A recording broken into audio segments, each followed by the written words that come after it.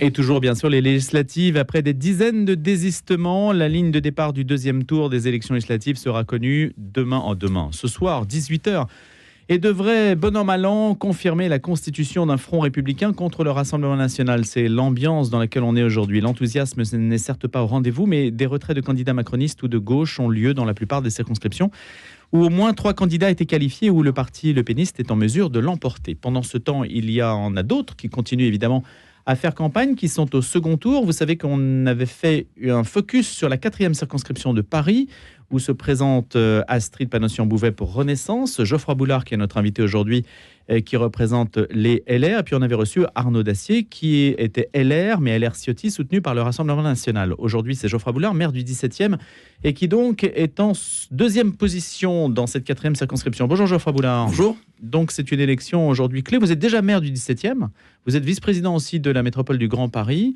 et vous avez beaucoup quadrillé le terrain. C'est ce qui explique que vous arrivez en seconde position, semble-t-il. Écoutez, moi je suis investi pour les quartiers, notamment du 17e arrondissement, des Ternes, notamment et Plaine-Monceau, qui concerne cette circonscription, vous savez, qui est à cheval sur le 16e Nord, quartier Chaillot, Dauphine et le 17e. Et oui, moi j'ai une conception de l'engagement politique au plus près.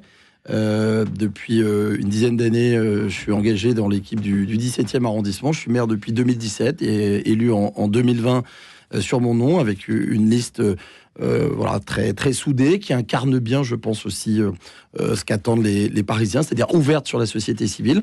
Et j'ai fait une campagne à la fois pour montrer qu'à l'Assemblée nationale, il y avait besoin d'élus de terrain, il y avait besoin d'élus engagés, et les maires ont tendance aujourd'hui à se replier sur leur territoire. Moi, quand j'ai vu la situation au soir des élections européennes, je me suis dit, je ne peux pas rester sur mon siège. Oui, je pouvais attendre que les trains passent, mais aujourd'hui, la situation de la France nécessite qu'on s'engage pour une certaine conception de la politique. Quand je vois l'Assemblée nationale, le spectacle, je me retrouve pas. Je me retrouve pas dans l'engagement du service politique, du service des autres. Quand je vois qu'aujourd'hui, c'est les réseaux sociaux qui dictent les votes sur des positions qui n'ont rien à voir avec l'élaboration de la loi, je dis aujourd'hui, il faut des élus responsables, des élus raisonnables à l'Assemblée nationale et qui ont l'expérience et le contact avec les habitants. Et ce quadrillage de terrain, donc, semble-t-il, a payé, puisque vous faites un résultat, 4 points, vous distingue grosso modo du député sortant, député Renaissance. Un petit peu plus. Mais aujourd'hui, alors regardons les choses de près comme ça. Je suis qualifié pour le deuxième tour et je suis le seul qui incarne 9 points. Voilà, 37-19, 26-55 pour vous. Qui incarne une alternative républicaine, parce que ce qui s'est passé dimanche soir et ce qui se poursuit actuellement, vous l'avez rappelé dans votre édito, c'est-à-dire le front républicain. Avec Gabriel Attal, le Premier ministre, qui finalement fait front commun avec Mélenchon et ses divers alliés, dont un ancien président. Je dis aujourd'hui, c'est le front du chaos, ça. Et ça n'est pas possible. Ça n'est pas possible. Et je dis aux électeurs de droite, notamment modérés, de droite énervés, parce que la droite républicaine n'a sans doute pas tenu ses promesses ces dernières années, cette dernière décennie. Je veux dire, regardez, dans cette circonscription, vous avez la possibilité d'élire un député de droite qui a des convictions et qui n'a pas changé d'étiquette politique. Je crois à la constance en politique, je crois à la fidélité à ses valeurs. Et moi, voilà, je le fais parce que je défends ces quartiers. Moi, j'aime les gens et j'ai envie de les servir à l'Assemblée nationale et d'être utile. Geoffroy Boulard, si on prend la calculette, ça va quand même être serré, si on regarde les choses un petit peu de près, puisque en 3e position, c'est quand même le nouveau Front populaire qui arrive avec 17,91. Vous êtes à 26,55. Et Astrid Panosyan-Bouvet, Renaissance, proche d'Emmanuel Macron, donc, est à 37,19. Vous comptez sur les voix d'Arnaud Dacier, que nous avons reçu ici, qui fait 15,55. Donc on est vraiment sur une mobilisation. Vous avez évidemment comme tâche de mobiliser essentiellement les voix d'Arnaud Dacier. Moi, je veux mobiliser tous les électeurs, bien sûr, mais y compris ceux qui auraient pu voter pour d'autres candidats. On est maintenant au deuxième tour, il faut choisir, il faut de la clarté, et c'est ce que je vais proposer finalement dans cette élection de deuxième tour en triangulaire. C'est la clarté sur mes positions, et je pense que je peux réunir un maximum d'électeurs, d'où qu'ils viennent. Je vous l'ai dit, il y a des électeurs de droite traditionnels dans cette partie de Paris, qui aujourd'hui doivent faire le bon choix. Et il y a un enjeu, c'est d'avoir un député de droite à Paris, parce qu'aujourd'hui... Et vous êtes le seul ? Nous n'avons plus de circonscription depuis 2022.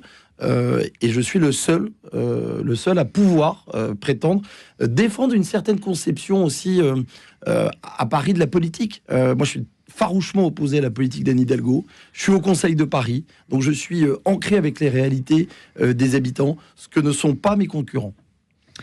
Geoffroy Boulard, on constate qu'à Paris, LFI arrive bien souvent, la France Insoumise ou le Parti Socialiste, ou ensemble, ensemble, ce n'est pas la même chose, mais la coalition des gauches a fait de très bons scores à Paris, et bien meilleurs que la droite, voilà, assez nettement. Hein. Comment l'expliquez-vous ça ? C'est vrai je l'ai vu aux européennes, hein, après les élections européennes, et au moment où le président de la République nous a annoncé, on était en plein dépouillement, cette dissolution, j'ai vu évidemment une montée très forte de l'extrême gauche et de la gauche, puisque le candidat Raphaël Glucksmann à Paris avait fait un score assez important. Comment on l'explique ? Tout simplement parce que aujourd'hui, on est dans un front populaire, hein, donc on est dans une alliance, donc il y a une force politique du fait de cette d'union des contraires. Hein, on est prêt à se renier quand on est de gauche soi-disant républicaine pour un poste, hein, et donc en s'alliant pour peut-être se délier dans quelques jours. Moi, c'est pas ma conception de la politique. Et donc aujourd'hui, c'est vrai qu'à Paris, on a une montée forte de ce vote. On le voit, hein, le 17e arrondissement est pour le coup très révélateur de ces clivages, notamment sur la partie périphérique où on a notamment beaucoup de logements sociaux. Et c'est vrai que il faut le dire, la gauche et les gauches et l'extrême gauche, il faut bien le dire aussi que les insoumis ont fait des performances, notamment dans ces quartiers. Moi, je refuse qu'on puisse se prétendre républicain et défendre l'école quand on s'allie avec ceux qui ferment les yeux sur l'entrisme islamiste dans nos établissements scolaires. C'est une réalité. C'est une réalité dans certains quartiers du 17e. Ceux qui sapent l'autorité du corps enseignant ou encore qui unissent les principes, notamment simples d'exigence et de mérite. On ne peut pas se dire républicain quand on s'allie avec du personnel politique qui fait clairement la promotion de l'antisémitisme. C'est le cas du NPA. Comment Anne Hidalgo, la maire de Paris, a pu s'allier ? Comment Gabriel Attal est en train de faire un front commun contre le Rassemblement national à ce titre-là ? Moi, je veux me dégager de ça. Je veux faire de la politique au service des habitants, mais pas pour cliver, pas pour séparer les habitants de mes quartiers. Et je crois qu'aujourd'hui, la cohésion nationale, c'est quelque chose dont on parle plus du tout, parce qu'aujourd'hui, on parle en part de marché électoral. On est dans une ségrégation qui est tout à fait insupportable. Moi, je crois à la nation, et je crois qu'aujourd'hui, on doit redéfinir ce qu'est être français. La réalité, elle est là. Nicolas Sarkozy, en 2011-2010, avait notamment créé un ministère, vous vous souvenez, d'identité nationale. Oh là là, qu'est-ce qu'on n'avait pas dit à l'époque. Mais il était précurseur sur ce qu'on devait redéfinir ensemble. Il y avait peut-être des maladresses à l'époque. Et il avait de l'avance sur, finalement, les fractures qu'on vit aujourd'hui à travers notamment cette dissolution absolument brutale, dont on se serait bien passé, parce que je vous rappelle qu'on a des Jeux Olympiques et Paralympiques à organiser, que le monde nous regarde, et qu'aujourd'hui, cette incertitude politique, cette inquiétude générale, elle est mauvaise pour la France, pour les Français. Mais sur la question, Geoffroy Boulard, de savoir pourquoi les quartiers riches votent à gauche, c'est quand même une question culturelle, d'ordre culturel. Si je prends simplement 3 circonscriptions. La première, vous avez Raphaël Kempf, qui représente donc les Insoumis, qui fait 32%. Vous avez Marine Rosset dans la 6e, qu'on connaît bien ici, puisqu'elle a été chroniqueur sur notre antenne, Parti Socialiste, 33% dans la 2e circonscription, qui englobe notamment le 6e arrondissement de Paris. Et puis vous avez par exemple Olivier Grégoire dans la 12e. Olivier Grégoire, c'est ensemble, mais le Parti communiste, c'est Céline Malaisé qui fait 28% dans le 7e arrondissement. Le Parti communiste fait 28% dans le 7e arrondissement. Et le 15e aussi. Comment l'expliquez-vous ? Il arrive en 2e position, le Parti communiste, dans le 7e et le 15e. Et nous, on a une candidate dans la circonscription, mais on a aussi dans le 16e arrondissement, 13%, ce qui est un score historique pour le 16e. comment l'expliquer? Je vous l'ai dit, il y a effectivement... Non, parce que c'est une question vitale pour vous. Oui, il y a deux choses. Il y a à la fois sur les quartiers périphériques, on a une densité de logements sociaux. Oui, mais ça ne suffit pas. Ça, c'est le premier sujet. Et on a vu apparaître, moi je l'ai vu Plaine Monceau, Parc Monceau, et on n'est pas dans des quartiers avec des logements sociaux, où là on a vu arriver effectivement une poussée notamment du Front Populaire. Ça s'explique à mon sens par notamment la jeunesse. Et là, ça n'a rien à voir avec le logement social. Là, c'est vraiment la jeunesse qui est plus, à mon avis, sensible aux thèses révolutionnaires, notamment de Mélenchon, qui fait le show sur les réseaux sociaux, qui parle aux jeunes, ce que la droite républicaine ne fait plus, il faut bien le dire. On n'a pas su le faire. La gauche républicaine, de ce qui reste également, et Jordan Bardella le fait également, et on voit aussi beaucoup de jeunes qui sont intéressés et qui votent Jordan Bardella parce qu'ils l'ont vu sur TikTok leur proposer de jouer à Call of Duty il y a quelques mois. C'est un jeu de combat. Voilà. Je veux dire, aujourd'hui, donc c'est une vraie réflexion. Hein. Moi, j'ai des enfants aussi, donc je les interroge et je vois que ils n'ont pas la même culture politique. Leur culture politique, elle se fait sur les réseaux sociaux et les messages qui sont passés par notamment des figures nationales comme Mélenchon et comme Bardella. Et je pense que dans les quartiers, notamment plus huppés, parce que finalement c'est ça. Ben, on a aussi une sensibilité. On voit pas les choses de la même manière que ses parents sur les idées politiques que propagent ces leaders. Donc le risque, c'est que la droite classique soit ringardisée parce que elle n'arrive pas à être en prise avec cette sensibilité de la jeunesse. C'est ça le risque. Non, mais aujourd'hui, si vous êtes le survivant parisien, vous. Oui, mais bon, je pense qu'aujourd'hui, on a raté un certain nombre de coches. Donc il va bien falloir qu'on se ressaisisse. Moi, je fais partie d'une génération d'élus de terrain. C'est pour ça que je me présente aux élections législatives, parce que je pense que l'Assemblée nationale a besoin d'élus de terrain expérimentés, mais qui incarnent aussi une autre manière de faire des politiques que nos aînés qui ont échoué. Aujourd'hui, voilà, nos leaders n'arrivent plus à parler à notre électorat, qui n'y croit plus.